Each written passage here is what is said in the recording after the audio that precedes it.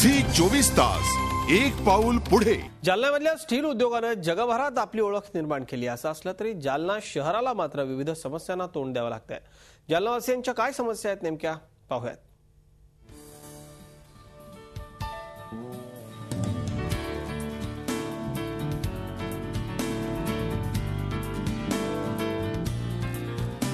जालन्याची ओळख आपण करून घेतली तर आता जाणून घेऊयात काय आहेत जालन्यातील नागरिकांच्या समस्या। जालना शहराला स्थानिक भूमिपुत्रांच्या कष्टांमुळे खऱ्या अर्थानं वैभव प्राप्त झालंय हे नाकारता येणार नाही। इथल्या औद्योगिक वसाहतीत आज 40 पेक्षा अधिक पोलादाचे कारखाने आहेत। याच पोलाद उद्योगामुळे या शहरानं सर्वदूर कीर्ती मिळवली आहे।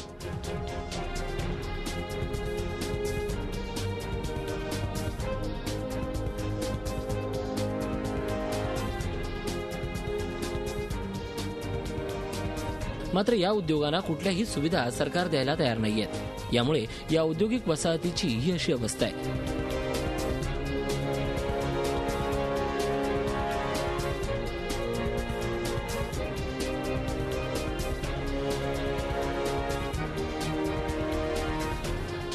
औद्योगिक वसाहतीतील अंतर्गत रस्त्यांचं अस्तित्वच नाहीये। चिखलमय रस्ते, सर्वदूर खड्डे आणि असुविधांचा डोंगर। जालन्यात रस्ते खूपच खराब आहेत। बस स्टँड समोर तर गड्ड्यात रस्ते आहेत का रस्त्यावर गड्डे आहेत हे समजत नाही। मध्यंतरी 2-3 वेळेस तिथं मुरुम टाकला, परंतु पाऊस पडल्यानंतर तो मुरुम लगेच वाहून जातो आणि आज तर एवढी भयानक परिस्थिती तिथं आहे की तिथून जाताच येत नाही। सरकारच्या या उदासीन भूमिकेमुळे गेल्या 10 वर्षात कुठलीही नवीन कंपनी या वसाहतीत आली नाहीये।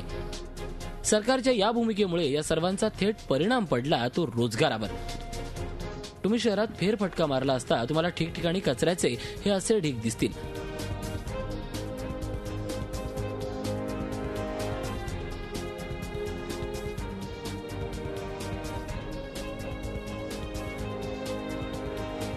कचऱ्याच्या या साचलेल्या ढिगामुळे परिसरात दुर्गंधी पसरली असून परिसरातील ग्रामस्थांना विविध आजारांचा सामना करावा लागतोय। अत्यंत दुर्गंध असं वातावरण आहे, तसेच अस्वच्छतेचं प्रमाण खूप आहे आणि जालन्यातील नगर परिषद याकडे बिलकुल लक्ष देत नाही। पालिकेनं महावितरणचे कोट्यावधीचं वीज बिल थकवल्यानं महावितरणनं पथदिव्याचा वीज पुरवठा खंडित केलाय।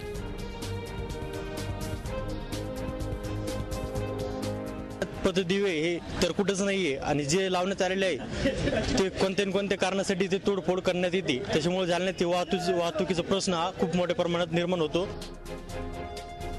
पालिकेच्या उदासीन भूमिकेमुळे शहराचा विकास रखडलाय। रस्त्याची ही अशी अवस्था पाहता शहरात वाहतुकीची कोंडी निर्माण होते।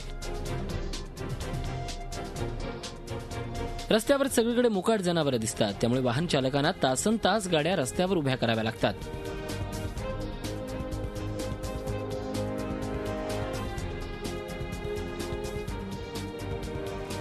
जालना शहराची सर्वात मोठी समस्या म्हणजे पिण्याच्या पाण्याचा प्रश्न। शहरात जवळपास सर्वच भागात पाण्याचा प्रश्न गंभीर बनलाय, त्यामुळे पाण्याच्या शोधात नागरिकांची मैलोन मैल पायपीट असते।